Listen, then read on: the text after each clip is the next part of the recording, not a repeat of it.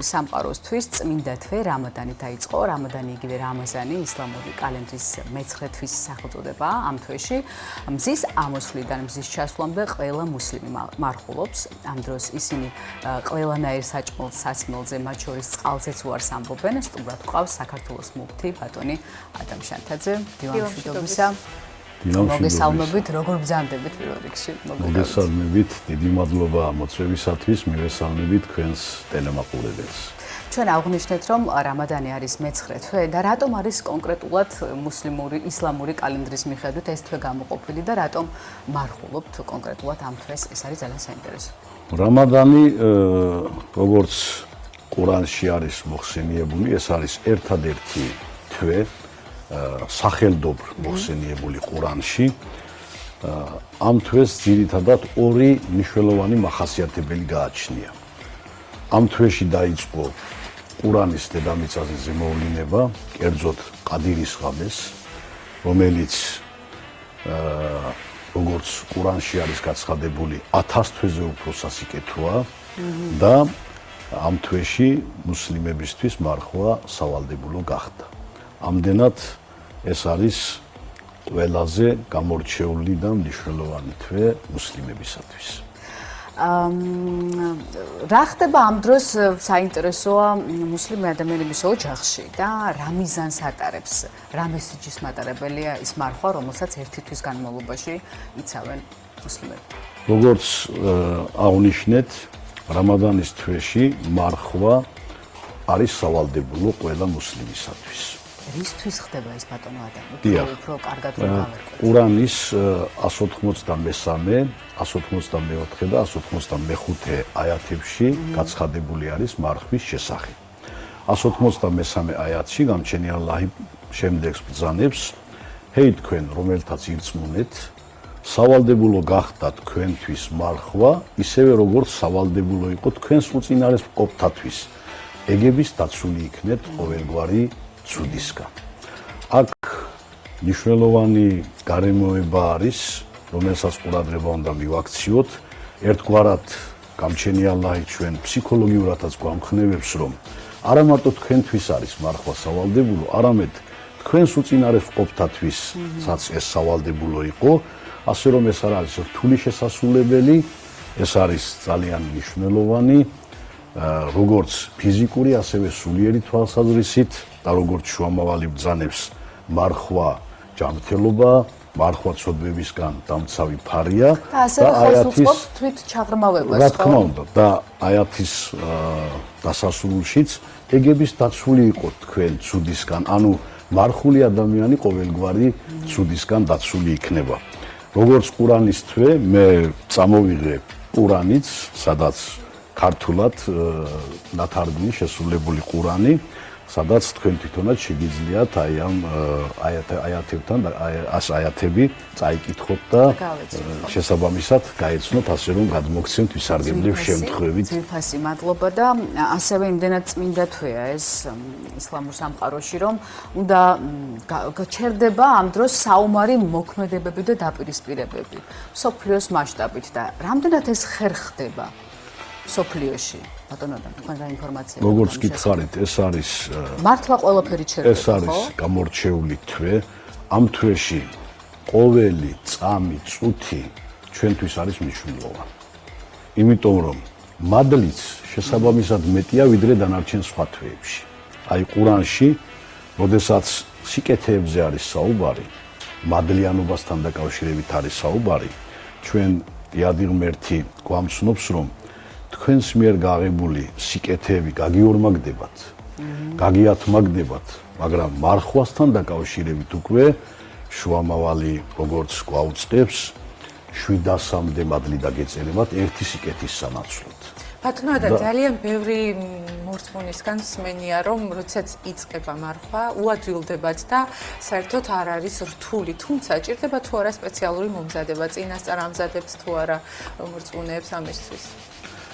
მარხვა წელიწადის ანუ რამაზანის თვეში არის სავალდებულო, თორემ არსებობს არასავალდებულო მარხვები, რომელსაც სხვა დროსაც ვასრულებთ და როგორც აღნიშნეთ, მარხვა ძალიან მნიშვნელოვანი, როგორც ფიზიკურად, ასევე სულიერად ადამიანისთვის სარგებლის მომტანი ღვთისმსახურებაა. და უნდა აღინიშნოს, რომ მარხვა არ უნდა გავაიგივოთ ჩვენ შიმშილობასთან. მარხვა პირველ რიგში ეს არის ღვთისმსახურება. ჩვენ მარხვის დროს დილიდან საღამომდე, ანუ გარიჯრაჯიდან შებინდებამდე თავს ვიკავებთ საკვების წყლის მიღებისგან, სხვა ამ ქვეყნიური სიამოვნებისაგან. დანარჩენი ჩვეულებრივად შეგვიძლია, ასე ვთქვათ, ცხოვრების გაგრძელება.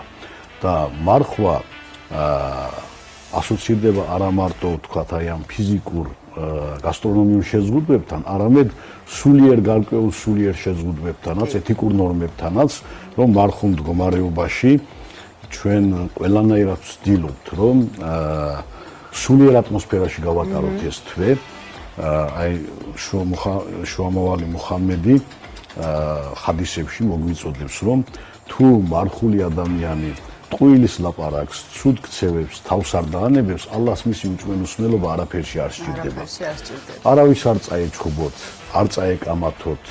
თუ ვინმე თქვენ შეურაცხყოფას მოგაყენებთ, ოთმინებით დახვდით, მე მარხული ვარ, უთხარი და შენი გზა, შენი ღვთისმსახურება ასე გააგრძელება. თუმცა არსებობენ ადამიანები, რომლებიც სამწუხაროდ ან ჯანმრთელობის გამო, ან მოგზაურობის გამო ვერ იცავენ მარხვას ამ წმინდა თვეში. ამ ადამიანებს რა ევარებათ ბატონო? იგივე ყურანის აი ამ ჩვენს მიერ ნახსენებ აიათებში, ამასთან დაკავშირებითაც არის განმარტება გაკეთებული.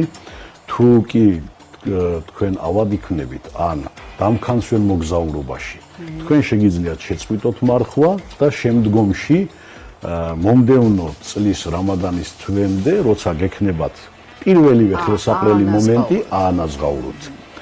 აი ფეხმძიმობა არის მაგალითად ქალბატონების შემთხვევაში.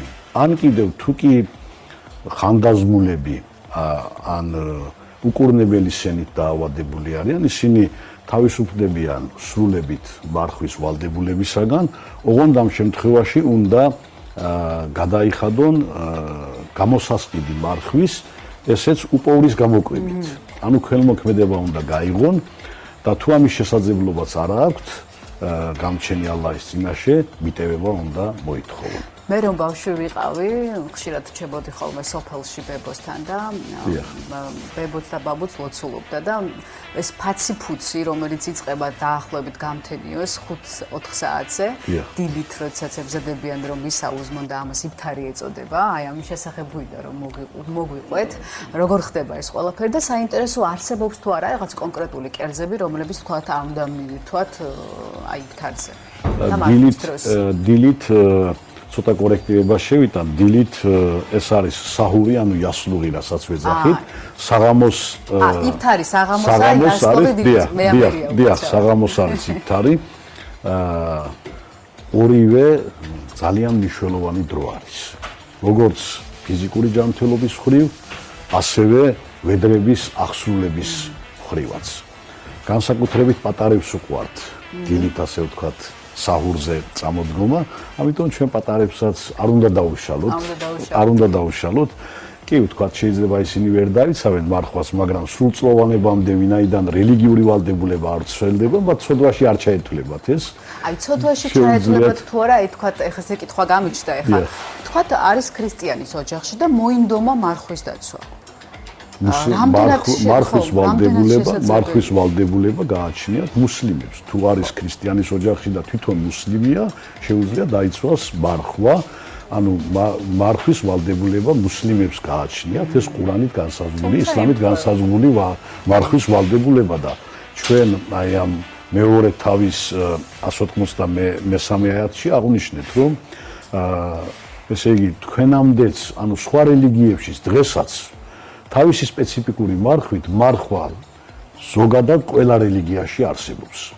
თან ამ პერიოდს ემთხვევა ქრისტიანული მარხვაც, სწორედ ახლა დიახ, ზოგის მარხვა ემთხვევა, ზოგის არ ემთხვევა და ამ შემდეგ თავისი სპეციფიკური ფორმით მარხვა არსებობს, ამიტომ მარხვა ძალიან მადლიანი ღვთისმსახურებაა. და ეს ყველაფერი სრულდება დიდი ბაირამით, ხო? რომელსაც სახელიც აქვს და აი რა ხდება აი ამ დღესასწაულზე? ეს ყველაფერი სულიერება კულმინაციას აღწევს რამადან ბაირამზე, რომელსაც განსაკუთრებულად ულოცავთ ჩვენ მუსლიმები ერთმანეთს და ეს არის ბაირამი ერთთვიანი მარხვის შემდეგ მიღწეული სულიერი ამაღლების, სულიერი ვნებებზე გამარჯვების დღესასწაული. ძალიან დიდი მადლობა. ისლამურ სამყაროში ახლა არის წმინდა თვე, რამადანი, ყველა მუსლიმი იცავს მარხვას. ჩვენი სტუმარი იყო ბატონი ძვირფასი მე მინდა ვისარგებლო შემთხვევით და აღვნიშნო, რომ ეს არის ძალიან მნიშვნელოვანი თვე. ამ თვეში როგორც შომალი გვამცნობს, ჯოჯოხეთის კარები დახშულია, 60-ის კარები ღია არის და თავგასული სატანა მიჯაჭვულია. მინდა ვისარგებლო თქვენი გადაცემით და გამოვთქვა კიდევ ერთხელ ჩვენი ღრმა მწუხარება 3 მარტს ისტორიული ხანძრის შედეგად ისტორიული მეჩეთის დაწვასთან დაკავშირებით. ორმაგად სამწუხაროა ის, რომ დაიწვა უნიკალური ორნამენტები ხის მეჩეთის. თუმცა რას ვიზამთ, ჩვენი ვალდებულება არის, რომ ეხლა ვეცადოთ აღვადგინოთ ეს მეჩეთი, ჩვენ ვართ, გვაქვს კომუნიკაცია ეროვნული ძეგლთა დაცვის ეროვნულ სააგენტოსთან და მოკლე ხანში შევძლებთ აღვადგინოთ ეს მეჩეთი და მლოცველებმა გააგრძელონ შეძლონ ლოცვის გაგრძელება. ასევე მინდა ვისარგებლო შემთხვევით და ყველა ქალბატონს მიულოცო ხვალინდელი დღე, რამე თუ ისლამში ქალები განსაკუთრებული პატივით, ქალთა უფლებებს განსაკუთრებული მნიშვნელობა ენიჭება, ჩვენ ყურანში გვაქვს სურა, რომელიც მარიამის სახელს ატარებს, ასევე არის ძალიან დიდი სურა თავი ყურანში, ნისა სახელწოდებით ქალები ასე ითარგმნება, სადაც ქალთა უფლებებთან დაკავშირებით არის საუბარი. კიდევ ერთხელ სრულიად ისლამურ სამყაროს ვლოცავ რამადანისთვის დადგომას, უზენაესმა ალლაჰმა მიიღოს თითოეული ჩვენგანის ლოცვა ვედრება, მშვიდობა მსოფლიოს, მშვიდობა ჩვენ ქვეყანას და მშვიდობით მოგვასწროს რამადან ბაირამს. ამინ. საქართველოს მუფთი ბატონი ადამ შანთაძე იყო ჩვენი სტუმარი.